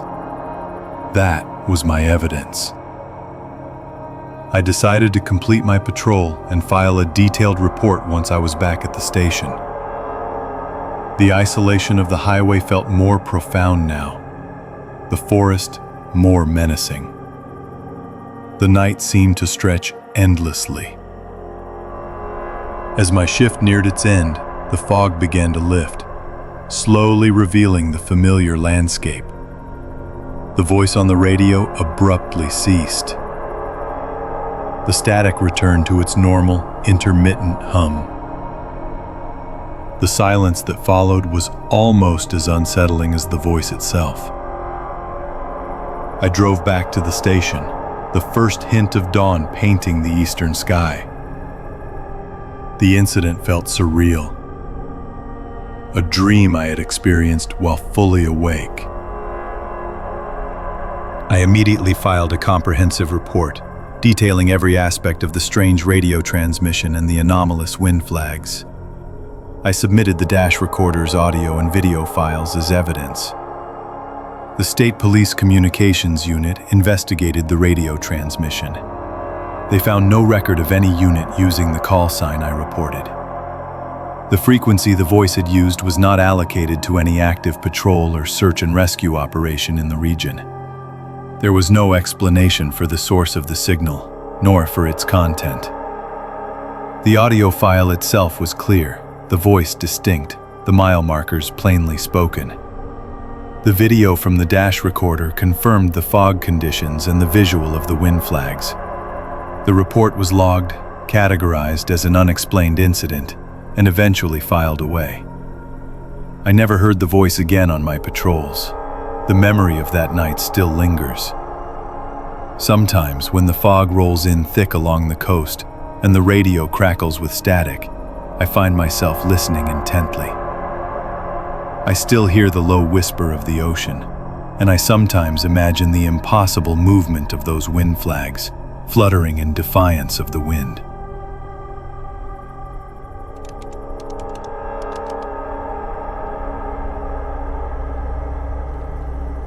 I was the night clerk at a small motel on the Oregon coast. It was a particularly cold and foggy night in late autumn. That night, a call came through the old PBX board from a room that no longer existed. My shift had started just after sundown, the sky already a deep, bruised purple over the Pacific. The air carried the sharp scent of salt and damp coastal spruce. A thick bank of fog had rolled in hours earlier, swallowing the highway and muting the distant sound of the surf. The motel itself was quiet, most guests already settled for the night. I sat behind the counter, the only light coming from a low-wattage lamp and the soft glow of the old analog switchboard. This board was a relic, a beige metal box with a grid of small lights and a handful of physical switches. It handled all incoming and outgoing calls for the motel's various rooms. Around a little past midnight, a small red light illuminated on the board. It corresponded to room 12. I paused, my hand hovering over the switch. Room 12 was not supposed to exist. That entire wing of the motel, the one containing rooms 10 through 20, had been demolished months ago. It was a structural issue, a foundation problem that made renovation impractical. The area was now just a gravel lot, overgrown with weeds behind the main building. All the wiring for that section had been capped and disconnected, according to the maintenance logs. Yet, the light for room 12 was steady, indicating an active line. My duties as a night clerk were usually routine and uneventful. I handled late check-ins, prepared the morning coffee, and occasionally dealt with a guest needing extra towels. The motel was old, built decades ago, and it retained much of its original character. The PBX board was a prime example of this. It was a robust piece of equipment, reliable despite its age, and it rarely malfunctioned. I had learned its quirks over the years. The faint hum it emitted, the specific click of its switches. The motel sat a little off US 101, nestled among a stand of coastal spruce. Beyond the trees, the dunes stretched toward the ocean. During the day, the area could be bustling, but at night, a profound isolation settled over everything. The only sounds were the distant rumble of a passing truck on the highway or the cry of a seabird. My shifts were long, often stretching from evening until dawn. I spent many hours in the quiet lobby, reading, or simply observing the fog outside the large plate glass windows. The air inside the lobby was always slightly cool, even with the heating on. A constant reminder of the ocean chill just beyond the walls. I knew the motel's layout intimately. Every creak in the floorboards, every shadow cast by the emergency lights. I also knew the history of the place, including the demolition of the old East Wing. It was a clear-cut operation, the concrete slab removed, the utilities severed. There was no room 12 anymore. The red light for room 12 continued to glow, a persistent, silent demand.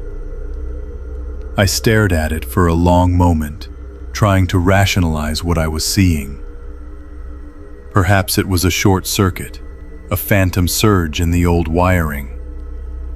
The board had never done this before, not in my experience.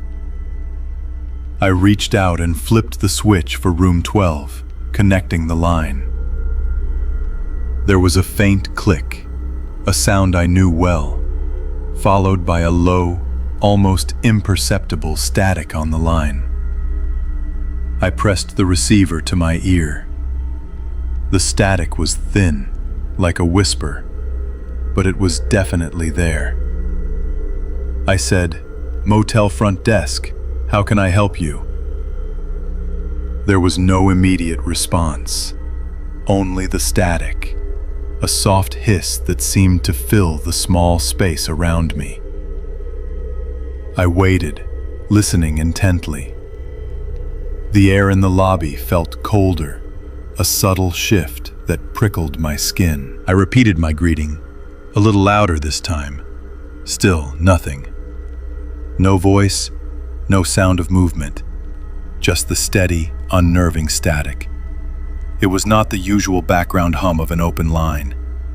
This static had a peculiar quality, almost rhythmic, like a very faint, distant breathing. I held the receiver tighter, my knuckles white. My mind raced through possibilities.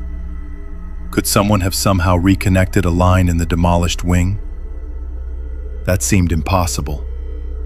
The entire area was fenced off, a construction zone for months, now just a barren patch of gravel. I checked the call sheet, a physical log I kept for all incoming and outgoing calls. There were no other active lines, no other lights on the board. Only room 12. I tried to disconnect the call, flipping the switch back.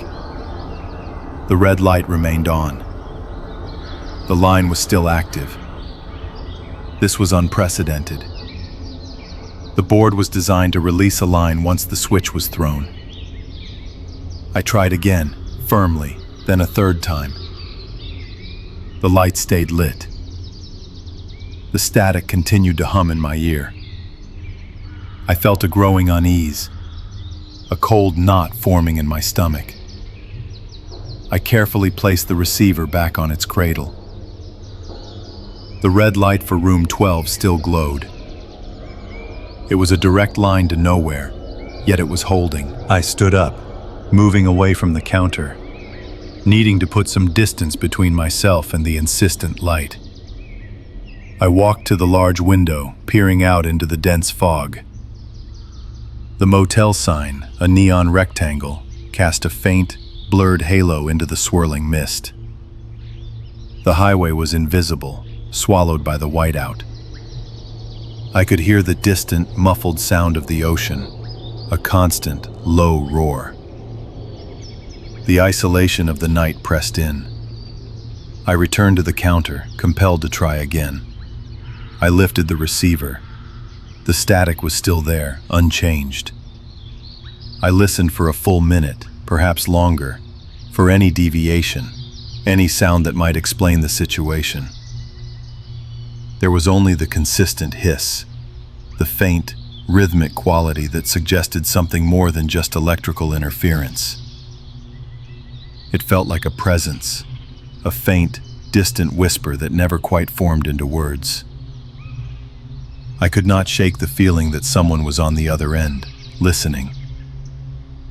The thought was absurd, but it persisted. I finally disconnected the line by pulling the main power plug for the PBX board. The red light vanished. The hum ceased. The lobby was plunged into a deeper silence. I stood in the sudden quiet, the silence almost heavier than the static had been. My heart was beating a little faster than usual. I knew I needed to investigate this properly. The first step was to check the wiring diagram. I retrieved the thick, dusty binder from a shelf beneath the counter. It contained all the original schematics for the motel's electrical and telecommunications systems. I flipped through the brittle pages until I found the section for the east wing. The diagram clearly showed the lines for rooms 10 through 20, all marked with a bold red, disconnected stamp across them. The circuit for room 12 was specifically highlighted, indicating that it had been capped at the main junction box during the demolition. There was no way for that line to be active. I double-checked the diagram against the demolition report, which was also filed in the binder. Both documents confirmed that the entire wing, including its infrastructure, had been completely removed. This left no logical explanation for the phantom call. I decided I had to physically inspect the junction box. It was located in a small, cramped telecom closet at the back of the main building, near where the old wing used to connect. I grabbed a heavy-duty flashlight and the master key. The air in the corridor was noticeably colder than the lobby. The closet itself was barely larger than a broom cupboard, filled with tangled wires, old equipment, and the faint smell of ozone and dust.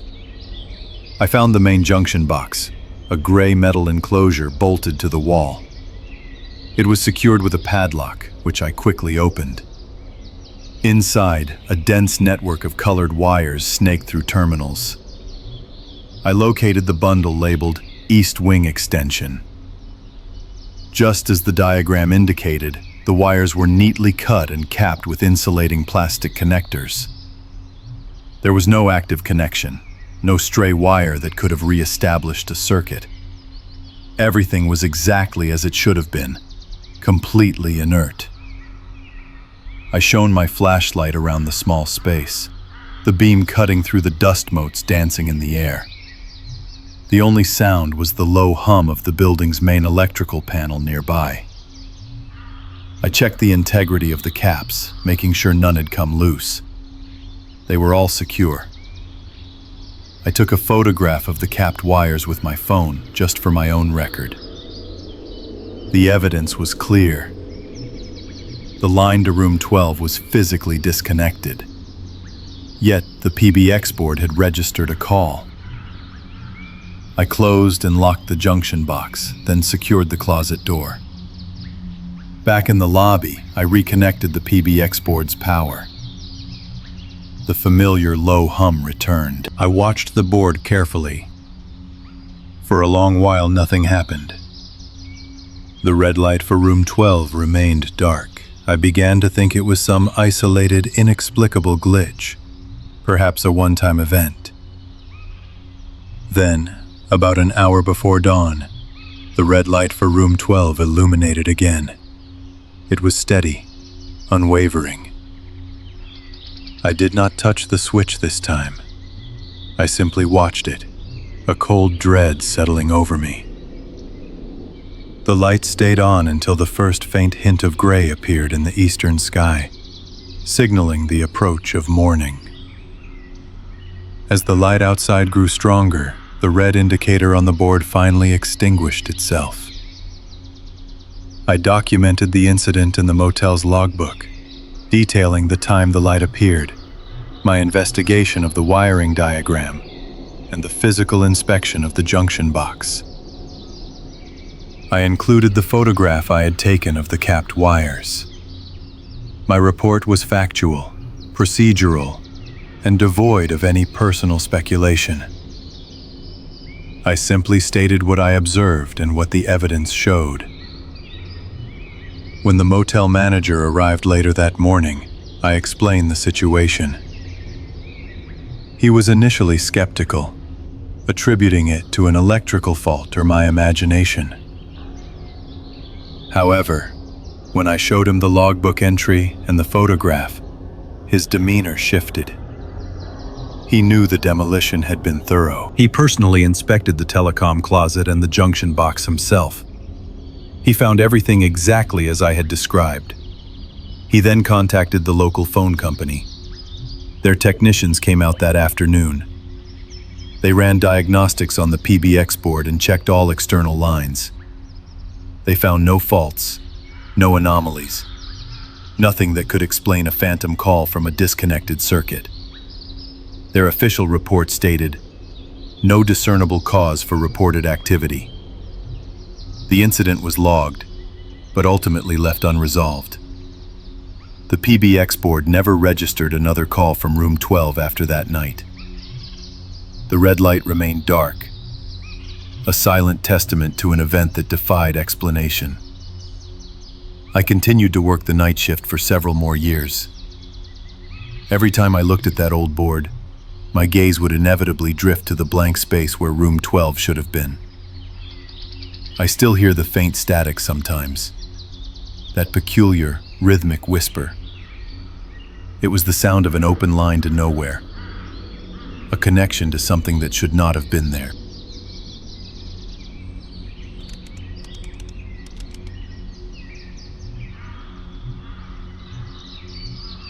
I was on my usual night patrol as a harbor aide, checking the perimeter. It was late autumn, the air barely above freezing, thick with coastal fog. Then, through the dense white, a distant light pulsed once.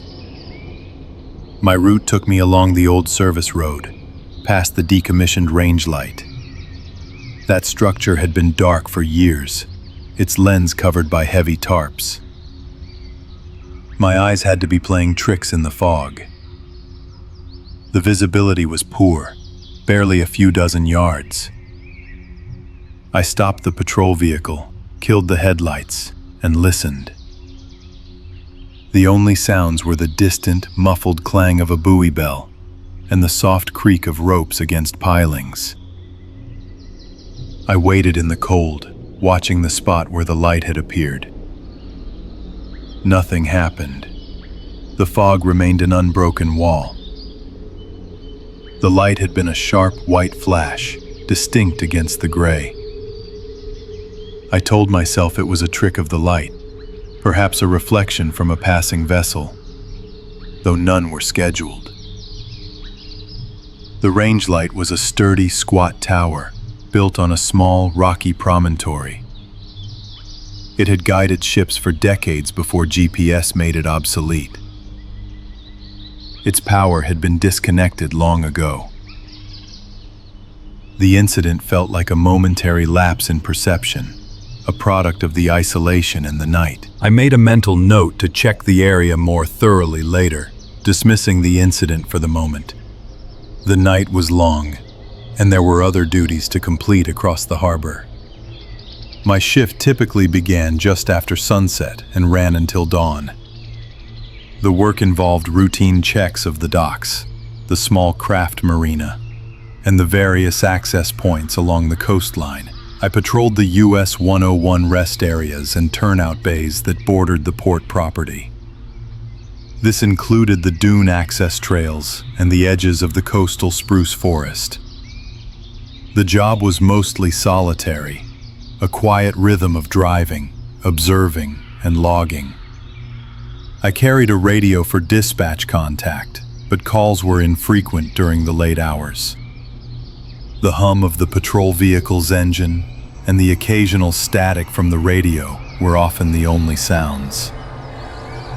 I knew the harbor area intimately, every shadow and every bend in the gravel roads. My logbook was a detailed record of every observation, no matter how minor. I documented everything from misplaced buoys to unusual vessel movements. The port maintained a comprehensive light list, detailing every active aid to navigation. I also received daily port emails with updates on maintenance schedules and any planned tests. This procedural approach ensured that any deviation from the norm was immediately flagged. The decommissioned range light was simply a landmark, a silent sentinel that no longer served its original purpose. It was a fixed point in my routine, always dark, always still, a constant in the shifting coastal weather. The predictability of the night was a comfort, a system I understood completely. About an hour later, after completing my checks of the main docks, I decided to revisit the range light. The fog had thinned slightly, but visibility remained limited. I drove the patrol vehicle slowly along the gravel track that led to the promontory. The headlights cut through the mist, illuminating the gnarled branches of the coastal spruce that lined the path. I parked a short distance from the tower, leaving the engine running for warmth. The air was cold, damp, and still. I grabbed my binoculars and stepped out into the night. The range light stood perhaps 100 yards away, a dark silhouette against the gray. I raised the binoculars, focusing on the lens housing. The heavy tarps were clearly visible, securely fastened. They appeared undisturbed. I swept the area around the base of the tower. There was no sign of recent activity. No footprints in the damp earth, no discarded items. Everything seemed normal, reinforcing my initial thought that I had imagined the flash. I lowered the binoculars, about to return to the vehicle. Then it happened again. A single, brilliant flash erupted from the lens housing. It was unmistakable this time, a powerful beam cutting through the remaining fog for a fraction of a second. It was a pure, intense white, far brighter than any reflection. The light was so sudden and so strong that it left an afterimage burned into my vision. I instinctively flinched, dropping the binoculars. My heart began to pound, a cold dread spreading through me. The tarps were still there, still fastened. How could a light penetrate them? How could a light activate at all? The tower was decommissioned. There was no power running to it. I stood frozen for a long moment, staring at the dark structure. The silence that followed felt heavier than before, broken only by the distant buoy bell and the hum of my idling vehicle. I picked up the binoculars, my hands trembling slightly. I raised them again, scanning the tower, the ground, the surrounding forest. Nothing. The fog seemed to press in closer now, amplifying the isolation. I felt a whisper of unease, a sense that something profoundly wrong had just occurred. I forced myself to move, to approach the tower. Each step crunched on the gravel, the sound amplified in the quiet night. My flashlight beam cut a narrow path ahead. The base of the tower was solid concrete, weathered by years of salt air. The access door, a heavy steel plate, was secured with a robust padlock. I checked the lock, pulling on it. It was firm, undisturbed. I ran my hand over the cold metal of the door. There was no vibration, no hum of machinery within. I walked around the entire circumference of the tower, examining the concrete, the small windows, and the ladder access. Everything was sealed, just as it should be. The tarps covering the lens housing at the top were still taut, their heavy canvas material showing no rips or tears. They were secured with industrial-grade straps designed to withstand coastal storms. It was impossible for light to pass through them, let alone originate from beneath them. I took a photograph of the tower with my phone, capturing the tarps and the locked door. The image was grainy in the low light, but it served as evidence of the tower's sealed state. The cold air felt sharper now, biting at my exposed skin. I felt a growing sense of disbelief mixed with a profound unease. The rational part of my mind struggled to reconcile what I had just witnessed with the physical reality before me. There was no logical explanation. The light had been real. I had seen it twice. The tower was dark, sealed, and without power. I returned to my patrol vehicle, the experience unsettling me more than I cared to admit. I radioed dispatch, keeping my voice as neutral as possible. I reported an unusual observation at the decommissioned range light. I stated that I had witnessed a momentary flash of light from the structure. Dispatch acknowledged, asking if I required assistance, or if there was any sign of trespassers. I confirmed there were no signs of forced entry or human presence. I explained that the light seemed to originate from within the sealed lens housing. There was a pause from dispatch, then a request for me to file a detailed report upon returning to the harbor office. I agreed, feeling the weight of the unexplained. I knew this would be an unusual entry in the logbook. I spent the remainder of my shift trying to focus on routine tasks, but my mind kept returning to the range light. Every distant sound, every shift in the fog, made me glance towards the promontory. The isolation of the night felt more pronounced. I completed my final checks of the highway rest areas and the forest trails, ensuring all gates were secure. The cold seeped into the cabin of the vehicle, despite the heater. I found myself driving a little faster than usual, eager for the dawn.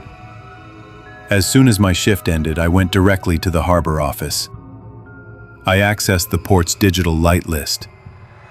I cross-referenced the decommissioned range light's status. The records confirmed it had been officially de-energized and removed from active service several years prior. There were no scheduled tests, no maintenance, no power supply. I checked the port emails for any recent advisories. Nothing. I then began drafting my report. I described the two distinct flashes, the first brief and uncertain, the second undeniable. I detailed my inspection of the tower, emphasizing the undisturbed tarps and the secured access door. I attached the grainy photograph I had taken. I tried to be as objective and factual as possible, avoiding any speculation. The report was a procedural document, a record of an observed anomaly. I submitted the report to my supervisor. He reviewed it carefully, his expression unreadable. He asked me to elaborate on the intensity of the light. I described it as a powerful, pure white beam, similar to an active navigation light. He then contacted the port's facilities manager. The manager confirmed the tower's complete deactivation. He stated that it would be impossible for the light to activate without a power source. He suggested a possible atmospheric phenomenon, or a reflection from a distant, unseen source. I countered that the light had originated from within the sealed housing, through the tarps. There was a long silence. The manager then said he would send a maintenance crew to inspect the tower more thoroughly that morning. He wanted to ensure no one had tampered with the electrical system, however unlikely. I understood his skepticism. It was the only logical course of action. I felt a quiet frustration, knowing what I had seen defied all logic. Later that day, the maintenance crew reported back. They found the tower exactly as I had described. The tarps were undisturbed, the access door locked, and the entire structure showed no signs of tampering. They confirmed the electrical system was completely disconnected, with no possibility of power reaching the lens. There was no evidence of any external light source that could have caused a reflection. Their report concluded that the incident was unexplainable. My supervisor filed my report and the maintenance report together. The official notes simply stated, "Unexplained optical phenomenon." There was no further investigation. The incident was closed. I felt a strange mix of vindication and lingering dread. The port authorities had no answers, and neither did I. The event became a quiet, unsettling footnote in the harbor's operational history. It was something that had happened, but could not have happened. The isolation of the night shift now carried a different weight. I continued my night patrols, passing the decommissioned range light regularly. It remained dark, a silent, imposing structure on the promontory. The tarp stayed in place, undisturbed by wind or weather. Sometimes, on particularly foggy nights, I would slow the vehicle, peering into the white. I would listen for the whisper of the wind, the distant buoy bell, and the hum of my own engine. I never saw the light again. But the memory of that impossible flash, cutting through the dense fog, still lingers.